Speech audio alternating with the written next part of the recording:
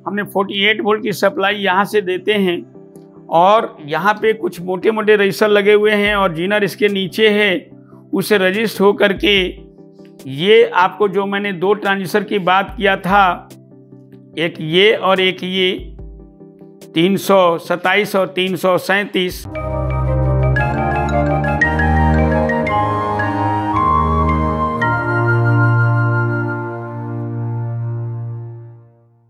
नमस्कार दोस्तों, मैं Mohammad Quddus Multitech e vehicle lab में आपका बहुत बहुत स्वागत करता हूं।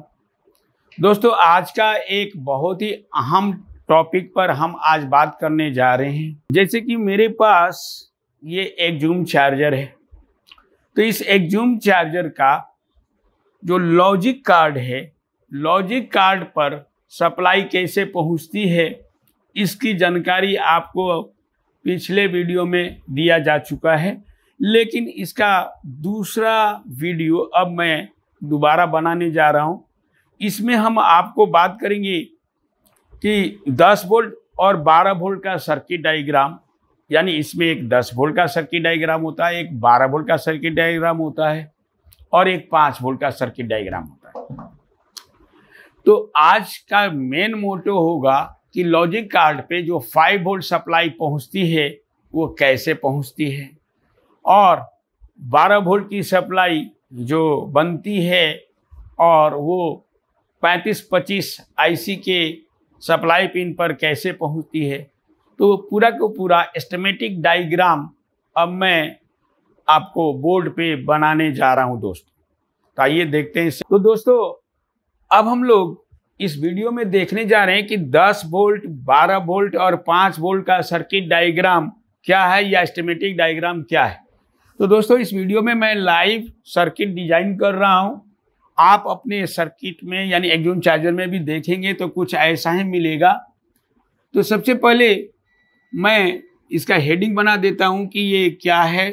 तो इसमें मैं आपको सबसे पहले इस सर्किट का नाम जान लेते हैं। 10 volt, 12 volt and 5 volt supply circuit,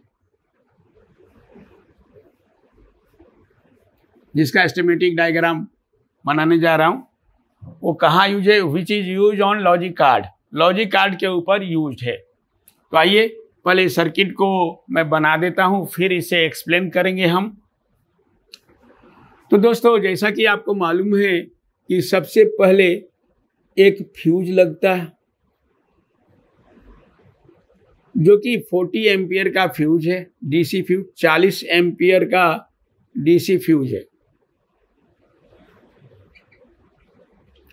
अब ये डीसी फ्यूज से एक डायोड लगा हुआ है और डायोड के साथ फिर ये डायोड के साथ ये 2 हिस्सों में डिस्ट्रीब्यूट हो जाता है।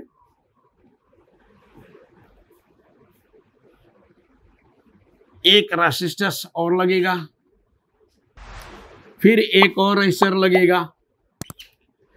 इस रेजिस्टर का जो वैल्यू है वो 1 के 5 वाट या 6 वाट, उसी तरह से ये 1 के 5 वाट या 6 वाट लगा होता है, जो कि एक वायरिंग रेजिस्टर होता है। अब इसे वोल्टेज को मुझे ड्रॉप करना है। 48 वोल्ट से मुझे 12 वोल्ट या 10 वोल्ट बनाना है, तो मैं यहाँ पे एक जीनर डायोड का यूज करूँगा। जो जीनर डायोड होगा वो 12 वोल्ट का, और एक और जीनर डायोड होगा जो 10 वोल्ट का होगा।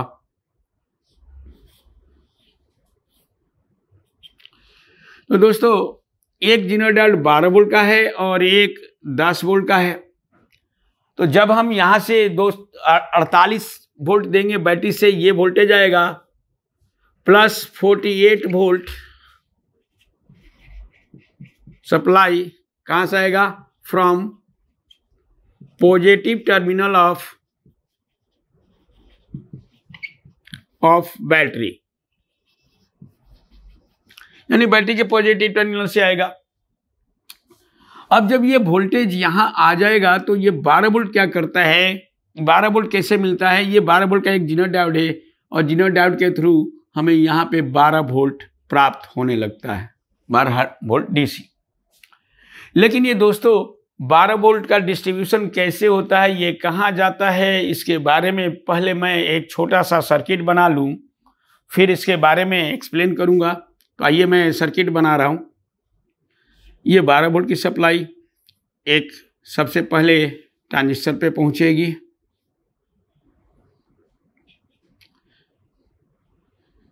ये एक पीएनपी ट्रांजिस्टर है। उसके बाद इसके साथ कुछ और भी लगे हुए होते हैं कंपोनेंट्स, एक ट्रांजिस्टर्स। अब मैं इस सर्किट को डिजाइन कर लेता हूं और फिर इसके बारे में मैं एक्सप्लेन भी करूंगा। उसके बाद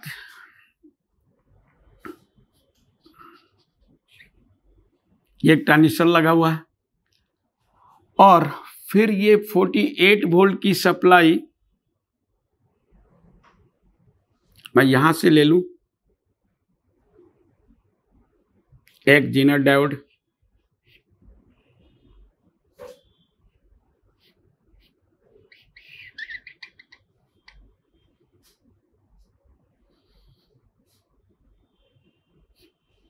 ये एक जीनर डायोड के थ्रू है, ये सप्लाई चली गई।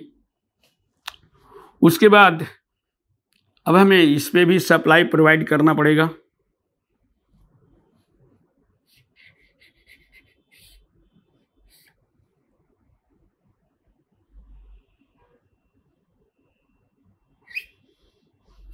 और इसके साथ एक रेजिस्टर भी ग्राउंड है।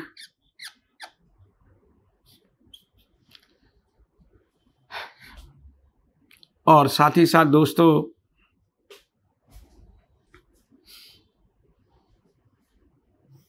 ये इसके कलेक्टर के साथ और फिर यहाँ से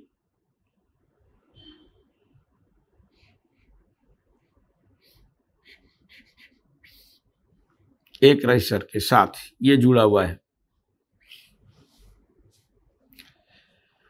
तो अब ये जुड़ चुका है। अब फिर एक और रेजिस्टर इसके एमीटर और बेस के भी जुड़ा होता है। उसके बाद मैं आगे बढ़ूं तो एक और ट्रैक है जो कि यहाँ से एक थर्मिस्टर का प्रयोग होता है और ये थर्मिस्टर जो हीट सिंक से जुड़ा होता है और ये फिर यहाँ से आउट होकर के एक कैपेसिटर्स भी ग्राउंड होता है और आप नॉन पोलराइज कैपेसिटर भी देख सकते हैं, कई में लगे होते हैं। ये ग्राउंड है और ये जो वोल्टेज जाएगा दोस्तों ये दो जगह, ये चला जाएगा एक डायोड के द्वारा, ये जाता है टू ड्राइवर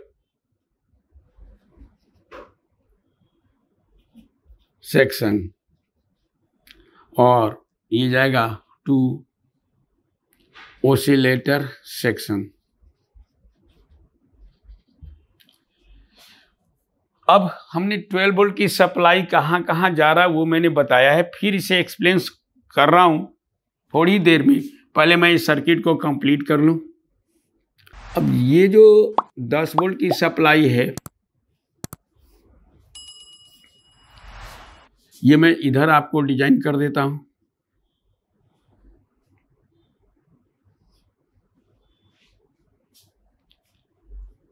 इससे आपको एक कैपेसिटर लगा हुआ है यहाँ पे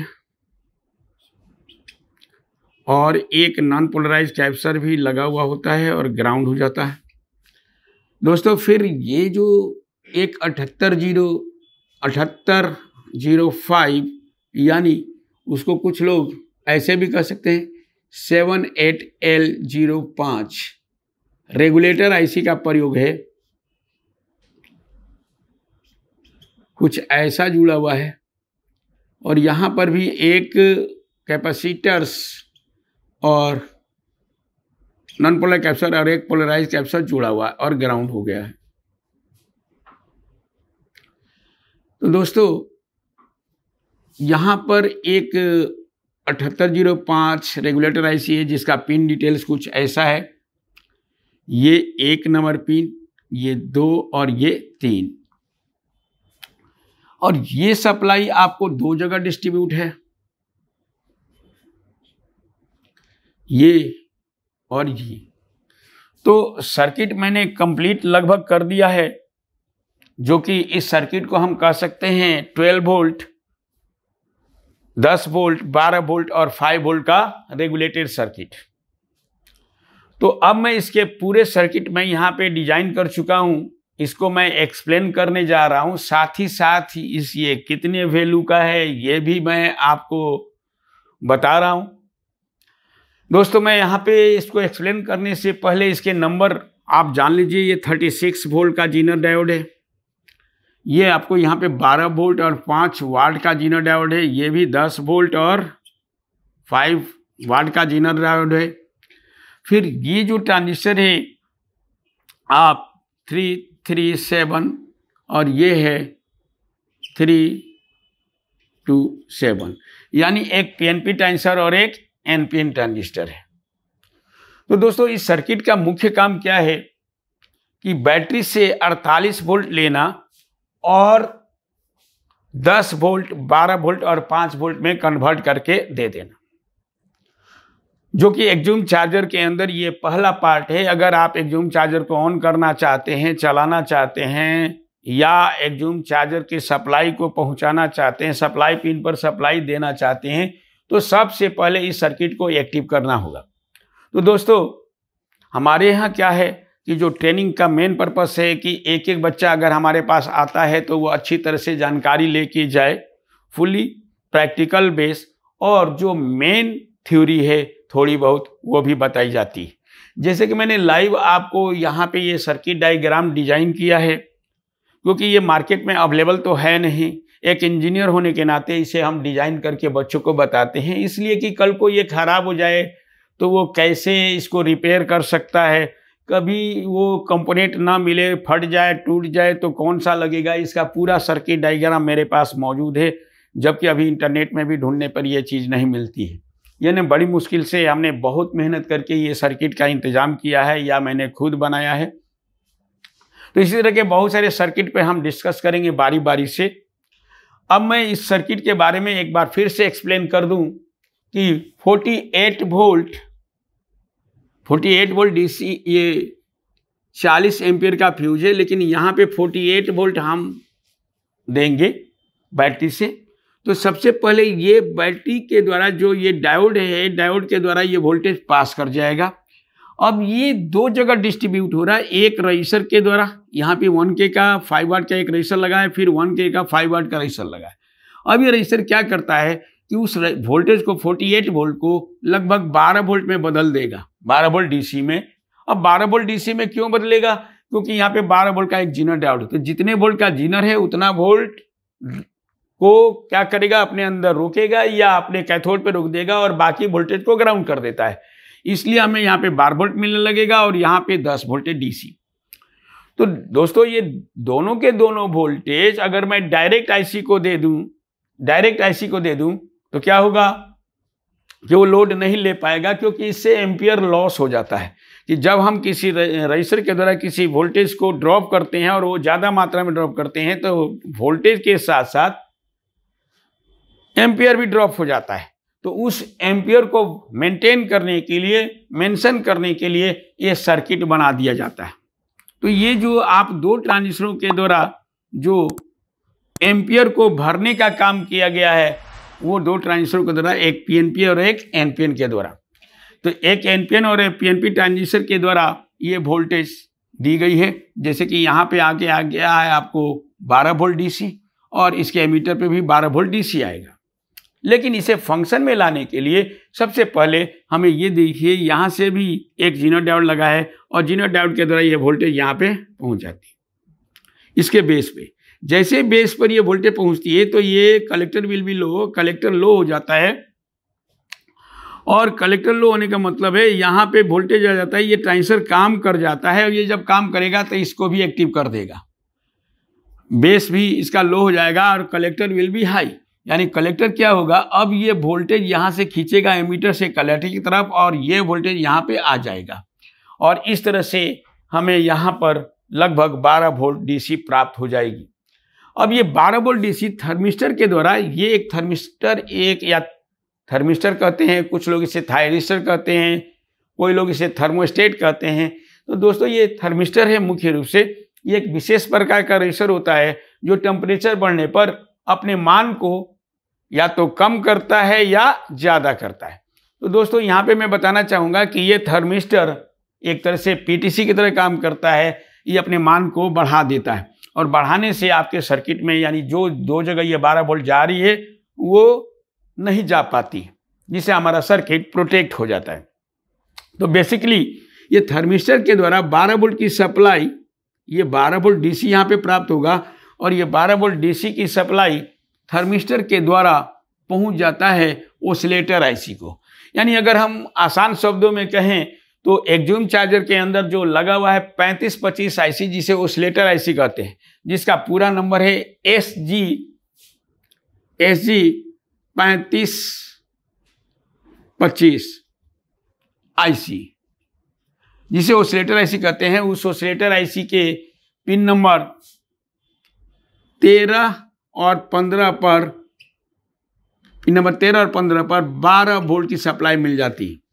साथ ही साथ एक डायोड के द्वारा भी ड्राइवर सेक्शन के अंदर भी 12 वोल्ट की सप्लाई पहुंच जाती है।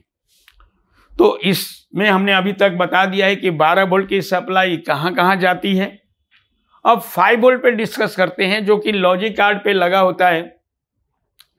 तो यहाँ पर भी 5 वोल्ट का सर्किट के लिए पहले वो क्या किया जाता है कि 48 वोल्ट को 12 वोल्ट में ना बदल के 10 वोल्ट में कन्वर्ट किया जाता है। तो यहाँ पे 10 वोल्ट का जीनर डायोड है, तो यहाँ पे हमें क्या मिलेगा, 10 वोल्ट डीसी। अब ये 10 वोल्ट डीसी दोस्तों ये पहुँचती है आपको, देखिए इस LM सीरीज का जो आईसी लगी है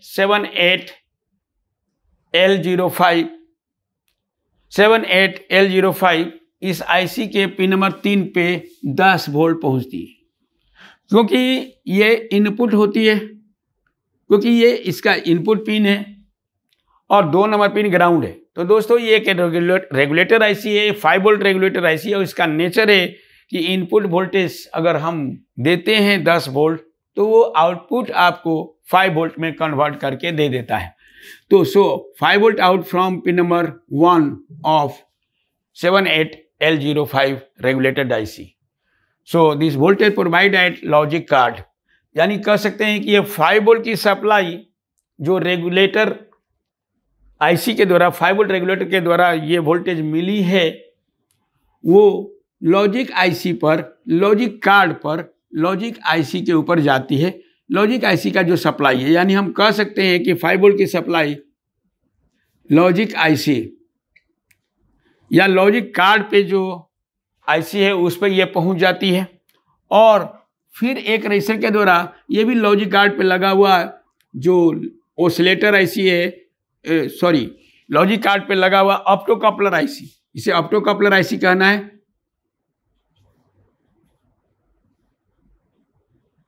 कपलर आईसी के पिन नंबर आपको 4 पे प्रोवाइड कर दिया जाता है। तो ये पूरा का पूरा जो सर्किट हमने एक्सप्लेन किया है, अब मैं आपको दिखाना चाहूँगा कि रियल में बोर्ड पर वो कहाँ है। देखिए दोस्तों, हमने 48 वोल्ट की सप्लाई यहाँ से देते हैं और यहाँ पे कुछ मोटे मोटे रेजिस्टर लगे हुए हैं और जीनर इसके नीचे है, उसे रजिस्ट हो करके ये आपको जो मैंने 2 ट्रांजिस्टर की बात किया था, एक ये और एक ये 327 और 337, इसके द्वारा ये रेगुलेट हो करके आपको ये पूरा का पूरा रेगुलेटर सर्किट है, जो कि 327 और 337 के द्वारा अगर हम ट्रेस करेंगे तो ये पहुंचता है आपको इस आईसी पे। मैंने इस आईसी को खोल रखी है, ये आपको 13 नंबर पिन है और ये 15 नंबर पिन है। अगर आप इसको ट्रेस करेंगे तो ये यहाँ से ऐसे लगा हुआ एक जंपर, फिर ये थर्मिस्टर और थर्मिस्टर लगने के बाद इस ट्रैक को लेके चलेंगे तो यहाँ पर ये आप देख सकते हैं एक ट्रांजिस्टर लगा है 337 और इसी के ठीक पीछे यहाँ पे लगा हुआ है ये 337 और ये 327 ट्रांजिस्टर्स के द्वारा रेगुलेट करके 12 वोल्ट की सप्लाई 13 और 15 पर पहुँचाई गई है यहाँ पे। लेकिन 5 वोल्ट की सप्लाई भी कैसे पहुँची है ये देख लेते हैं। यहाँ से आपको एक अलग ट्रैक निकाल करके अगर आप गौर से देखेंगे तो ये सप्लाई आपको यहाँ पे पहुँची है, यानी लॉजिक कार्ड पे। अगर इधर से मैं गिनूँ तो 1 2 तीसरा चौथा पॉइंट, तो चौथे पॉइंट पे ये 10 वोल्ट की सप्लाई पहुँचती है। यहाँ से देखिए 1 2 3 चौथा, तो ये चौथे पिन को अगर हम ट्रेस करें तो ये आपको यहाँ पे आया है, ये नॉन पोलराइज कैप्चर है। इसी के बगल में आप ये पोलराइज कैप्चर देख सकते हैं जो मैंने सर्किट में बनाई है। और इसी के बगल में आप गौर से देखें ये वाला ये कैपेसिटर, ये जो आप कंपोनेंट देख रहे हैं ये 78L05 यानी 7805 रेगुलेटर आईसी है, उस पर दी गई है। और फिर इसके पिन नंबर 1 से रेगुलेट हो करके ये सप्लाई जो लॉजिक आईसी का है, लॉजिक आईसी के पिन नंबर 20 पर सप्लाई पहुंचा दी गई है। फिर अगर मैं इसको ट्रेस करूं तो ये ऑप्टो कपलर है, ये जैसा कि मैंने बताया कि ऑप्टो कपलर है। तो ये आप देखिए ये लॉजिक कार्ड पे लगा हुआ ऑप्टो कपलर है। इस ऑप्टो कपलर पर ये सप्लाई प्रोवाइड किया जाता है। तो ऑप्टो कपलर का ये 4 नंबर पिन है, तो 4 नंबर पिन पर ये इस रजिस्टर के द्वारा 5 वोल्ट सप्लाई दे दी जाती है। तो इस तरह से हमने इस सर्किट को एक्सप्लेन किया है। ये आपको पूरा सर्किट इसलिए दिया जा रहा है कि कभी भविष्य में कुछ खराब हो जाए, टूट जाए, फूट जाए या गायब हो जाए तो आप वहाँ पे क्या लगाएंगे, ये पूरी जानकारी इस वीडियो में दी गई है दोस्तों। तो ये वीडियो आपको कैसा लगा आप मुझे कमेंट करके ज़रूर बताएंगे दोस्तों। थैंक यू वेरी मच दोस्तों।